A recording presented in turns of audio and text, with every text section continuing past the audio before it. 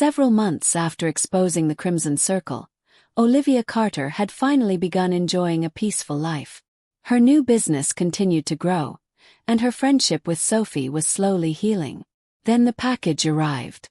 Inside was an old photograph of her biological parents standing beside an unfamiliar man. On the back were 7 chilling words. The circle was only the beginning of the story. The message haunted her.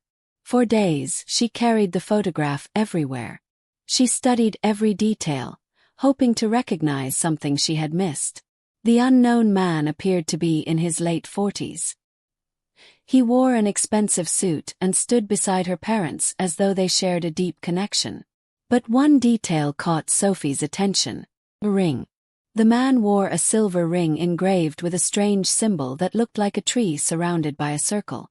Sophie's expression immediately changed. She had seen the symbol before. After hours of searching through old notes and newspaper archives, they discovered something shocking. The symbol belonged to an organization called the Blackwood Society, a secret group of influential families and businessmen that had officially disappeared nearly 30 years earlier. According to public records, the organization no longer existed. Yet someone had deliberately sent Olivia this photograph. The answer she had spent her entire life searching for might be hidden inside one forgotten picture. The mystery consumed her. She stopped sleeping properly and spent every evening researching the strange organization. Every clue led to dead ends. Then, unexpectedly, Ethan returned. Months had passed since he left Seattle, and seeing him again felt strange. He looked different, older, calmer, and carrying the weight of many regrets. When he learned about the photograph, he immediately offered to help. For the first time in a long while, Olivia, Sophie, and Ethan found themselves working together again. Their search eventually led them to Boston. An old university library there contained one of the few remaining historical records about the Blackwood Society. After arriving in the city, they met a local historian named Professor Henry Caldwell, a man who had spent decades researching forgotten organizations. The moment he saw the photograph, the color drained from his face. He immediately recognized the man. His name was William Ashcroft, one of the original founders of the Blackwood Society. But according to every official record, William Ashcroft had died 20 years earlier. The professor then revealed something even more terrifying. Only 6 months ago, one of his colleagues claimed to have seen William Ashcroft alive. And the man had not appeared to be a day older than the photograph. Professor Henry Caldwell's revelation left the 3 friends in stunned silence. According to every official record, William Ashcroft had been dead for 2 decades, yet someone had reportedly seen him alive only 6 months earlier. The next morning, Olivia insisted on visiting his grave. The cemetery stood on the outskirts of Boston, surrounded by ancient oak trees and weathered stone monuments. At the end of a narrow path, they found a simple gray headstone. William Ashcroft, 1954. According 2006, to the records, beloved William friend Ashcroft and protector. was buried here 20 Olivia years ago, stared at but the there was never a inscription, body. feeling an inexplicable connection to the man she had never met. But something about the grave felt wrong. The flowers were fresh. Someone had visited recently. Determined to learn more, Ethan spoke with the cemetery manager and requested the burial records. The answer shocked all of them. There had never been a burial. Although the grave had been purchased and the death certificate had been filed, no casket had ever arrived at the cemetery. The grave was empty. Sometimes the dead are simply people hiding from the truth. The discovery raised even more questions. Why would someone fake a death and leave behind an empty grave? The cemetery manager mentioned one final detail. Years earlier, a retired priest named Father Michael had attended the memorial service. The 3 immediately drove to a small church outside the city. Father Michael was nearly 80 years old, but the moment he saw the photograph, his eyes filled with recognition. He remembered William Ashcroft very well. According to the priest, William had once been a close friend of Olivia's biological parents. The 3 of them had visited the church several times many years ago. Then Father Michael revealed something astonishing. The night before his funeral, William had disappeared. No one had ever seen him again. The funeral proceeded anyway, and everyone simply accepted that he was dead. The priest had always believed something terrible had happened. As he spoke, he slowly opened an old wooden cabinet and removed a small brass key attached to a faded ribbon. William had left it behind years ago. He had given Father Michael one instruction. If a young woman named Olivia Carter ever came looking for answers, the key belonged to her. Olivia's hands trembled as she accepted it. For years, a dead man had somehow known that one day she would come searching for him. The priest had no idea what the key opened, but he believed William had spent his entire life protecting a secret. A few hours later, the key led them to a private bank in downtown Boston. Inside, a safety deposit box waited under William Ashcroft's name. The box contained only one item: an old sealed envelope. Written across the front in elegant handwriting were 5 words that made Olivia's heart stop. "For my daughter Olivia." The handwriting belonged to her mother. Olivia's hands trembled as she carefully opened the envelope. Inside was a single letter, yellowed with age and folded so many times that the edges had begun to wear away. The handwriting belonged to her mother. For a long moment, she could not bring herself to read it. Then she finally unfolded the paper. The letter had been written shortly before her parents disappeared. Her mother explained that she and Olivia's father had uncovered the existence of a secret international organization far more powerful than the Crimson Circle.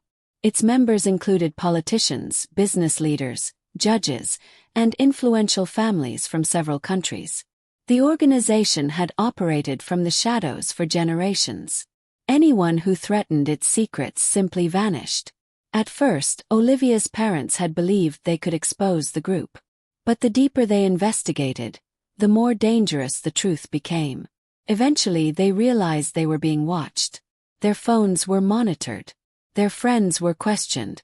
Even their home was no longer safe. That was when they made a heartbreaking decision. They would hide the evidence and disappear if necessary. The letter then revealed the identity of the man in the photograph: William Ashcroft. He had been one of their closest friends and had risked everything to protect them. When they realized their enemies were closing in, William agreed to protect Olivia and ensure that one day she would learn the truth. Tears slowly filled her eyes. For most of her life, she had believed she had been abandoned. Now she understood something far more painful. The little girl who thought she had been left behind had actually been loved enough to be protected at any cost. Her parents had sacrificed everything for her. The letter continued. Before disappearing, they had hidden documents containing evidence against the organization. The files exposed powerful people across the world and could destroy careers, governments, and fortunes. According to the letter, those documents legally belonged to Olivia. One day, she would inherit the responsibility of protecting the truth. The room became completely silent. Suddenly, every mystery in her life made sense. The staged accident, the secret adoption, the years of surveillance. Someone had spent decades searching for those hidden documents. And now they knew that Olivia was alive. At the bottom of the page, her mother's handwriting became hurried, as though she had been running out of time. There was one final warning. 5 words were written separately from the rest of the letter. Olivia read them twice, unable to believe what she was seeing. Never trust the man called Gabriel Reed. The warning in her mother's letter changed everything. For the first time, Olivia had a name: Gabriel Reed. The following morning, she, Sophie, and Ethan began researching him. What they found was almost unbelievable. To the public, Gabriel Reed was one of America's most respected businessmen. He owned investment companies, funded children's hospitals, and donated millions to charities around the world. Newspapers called him a visionary. Television programs described him as a humanitarian. There was not a single scandal attached to his name. Yet the more they investigated, the stranger things became. Several former members of the Crimson Circle had later worked for companies owned by Gabriel. Financial records revealed unusual connections between his businesses and organizations that no longer officially existed. Patterns slowly emerged. Gabriel Reed had quietly inherited the remnants of the Crimson Circle after its collapse. He had rebuilt its network from the shadows. Then another horrifying discovery followed. Among the old documents inside William Ashcroft's safety deposit box were photographs of Olivia taken throughout her life. One showed her graduating from high school. Another captured her opening her first event planning office. Several pictures had been taken only a few years earlier. Someone had been watching her since childhood. Written on the back of one photograph were 3 words: "Continue observing the girl." Olivia felt a chill spread through her body. She had never escaped her past. The most dangerous enemies are not the ones who threaten you. They are the ones who earn your trust. As they continued examining the files, Sophie suddenly became uneasy. Certain details inside the documents were information only the 3 of them knew. Someone close to them had been leaking information. Someone knew exactly where they were and what they had discovered. Before they could discuss it further, another envelope arrived at their hotel. Inside was a photograph of Olivia's biological parents. Standing beside them was Gabriel Reed. The image had been taken only days before their disappearance.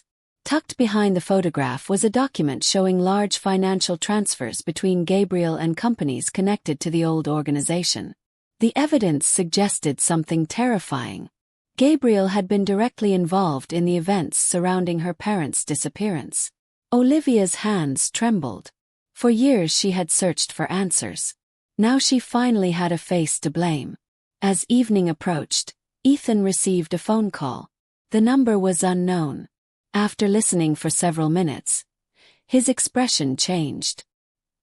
He quietly explained that someone claimed to have information about Gabriel Reed and wanted to meet him alone. Against Sophie's objections, Ethan agreed. He promised he would return within an hour. But an hour passed. Then 2. Then 3. His phone stopped working. And Ethan Brooks never came back from the meeting. Ethan's disappearance reopened old wounds that Olivia believed had finally healed.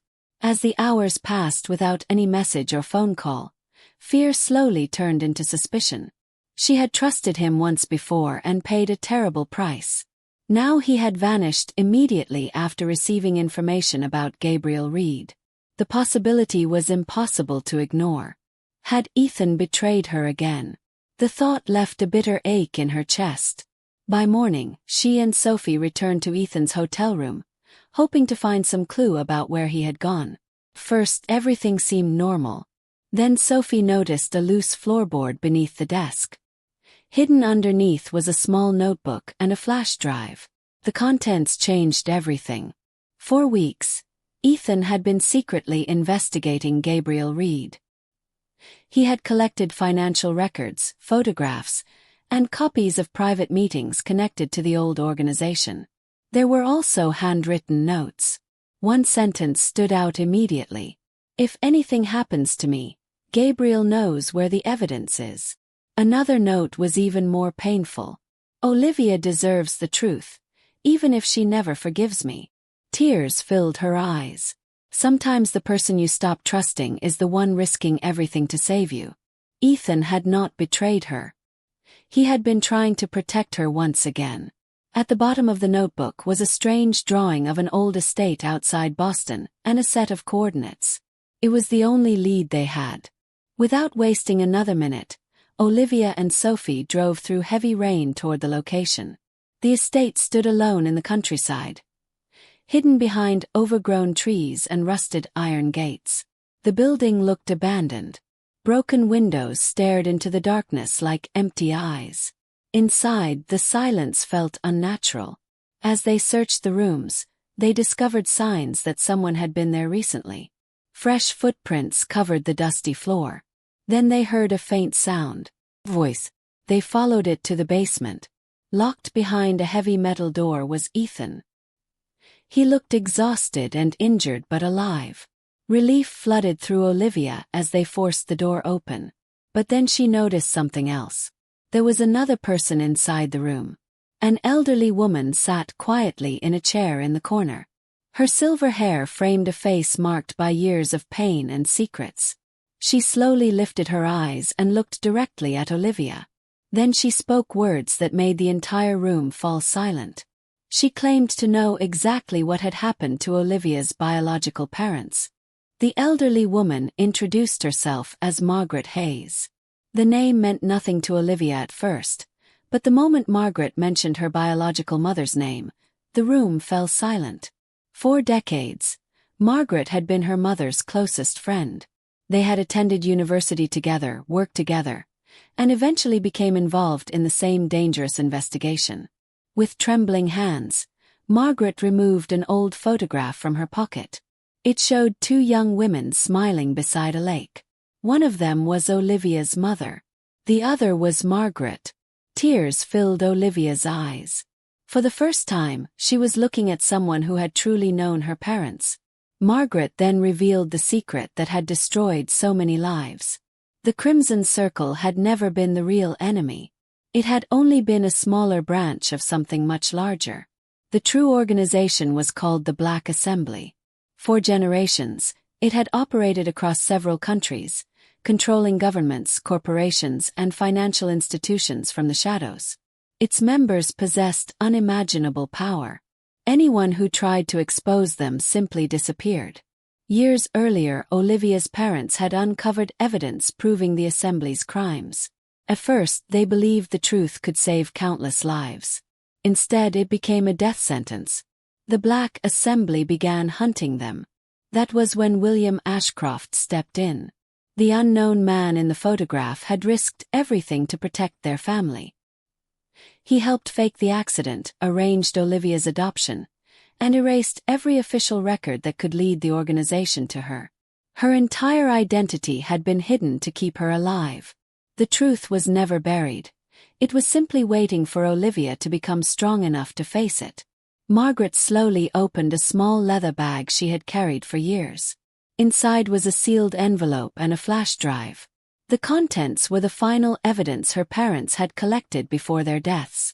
Financial records, secret meetings, and documents exposing influential members of the Black Assembly across the world. This was the evidence her parents had died protecting. Now it belonged to her.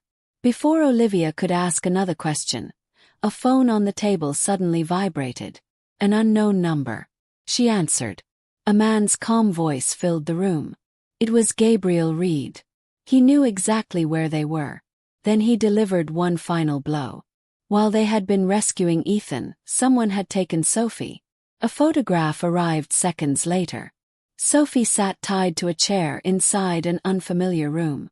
Beneath the image was a single message. Bring me the evidence if you want your friend alive. Gabriel Reed's message changed everything. Sophie had risked her life countless times to protect Olivia, and now she was the one in danger. But this time, Olivia refused to play by his rules. Together with Ethan and Margaret Hayes, she spent the entire night preparing for one final mission. The evidence left behind by her parents was too important to remain hidden. If anything happened to them, the truth had to survive. Using Ethan's business contacts and Margaret's old connections, they secretly sent copies of the files to federal investigators, investigative journalists, and international agencies. Within hours, encrypted emails and anonymous packages began reaching people across the country. The names of politicians, judges, and business leaders connected to the Black Assembly started appearing in confidential investigations. The empire that had existed in the shadows for generations was finally being exposed. The woman who once lost everything now had the power to destroy an empire of lies. As news of the leaks spread, panic erupted among members of the organization. Several powerful figures attempted to flee the country. Others destroyed records and abandoned their offices. For the first time in decades, the Black Assembly was afraid. Then another message arrived from Gabriel. Location: an abandoned industrial complex outside Boston. And a warning: come alone. Olivia knew it was a trap. She went anyway. Ethan refused to let her face Gabriel by herself. As night fell, they entered the abandoned building together. Inside, they found Sophie tied to a chair in the center of a large warehouse. Standing beside her was Gabriel Reed. For the first time, Olivia saw the man who had haunted her life. He looked calm, almost disappointed. He claimed her parents had destroyed everything by searching for truths they were never meant to uncover. He insisted that power always survived and that organizations like the Black Assembly could never truly die. Then violence erupted. Armed men emerged from the shadows. A brutal fight broke out across the warehouse. Ethan and several federal agents who had secretly followed Olivia fought to rescue Sophie while authorities surrounded the building.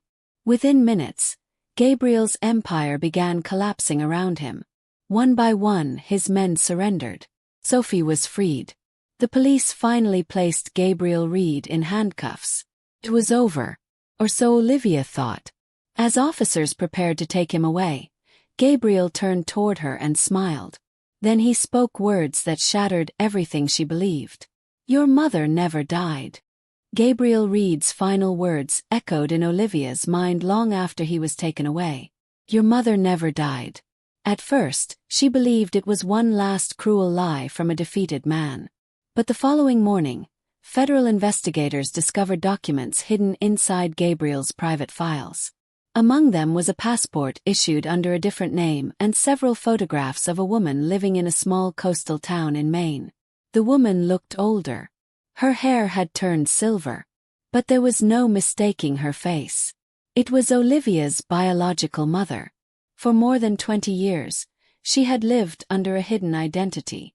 To protect her daughter, she had disappeared from the world and allowed everyone to believe she was dead. A few days later, Olivia traveled to Maine. The small house stood beside the ocean, surrounded by wildflowers and tall grass. As she approached the front door, her hands trembled. A woman stepped outside. For several seconds, neither of them moved. Then tears filled the woman's eyes. She had spent half her life dreaming about this moment. Olivia had spent her entire life searching for it. Without saying a single word, mother and daughter embraced. Years of pain, loneliness, and unanswered questions seemed to disappear in that single moment. The girl who had spent her entire life searching for answers had finally found where she truly belonged. Over the following months, the investigations continued. Gabriel Reed and the surviving leaders of the Black Assembly were charged with corruption, conspiracy, kidnapping, and numerous other crimes. The organization that had destroyed countless lives finally collapsed. Its secrets became public. Its power disappeared. Justice, though delayed, had finally arrived. Meanwhile, Sophie and Olivia slowly rebuilt the friendship that betrayal and fear had nearly destroyed. This time there were no secrets between them. Only honesty. Only forgiveness. Ethan also found peace. After helping expose the Black Assembly, he decided to leave Seattle and begin a new life in another state. Before leaving, he and Olivia shared a quiet goodbye. There was no bitterness left between them, only gratitude for everything they had survived together.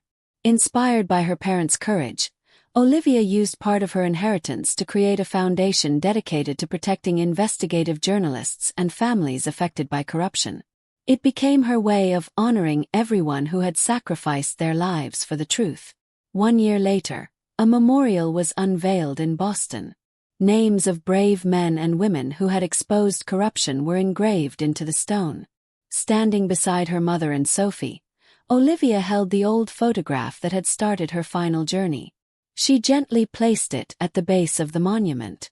Then she looked toward the sky and smiled. For the first time in her life, there were no more secrets, no more letters, no more mysteries waiting in the shadows. Only peace, only healing, and the promise of a beautiful new beginning.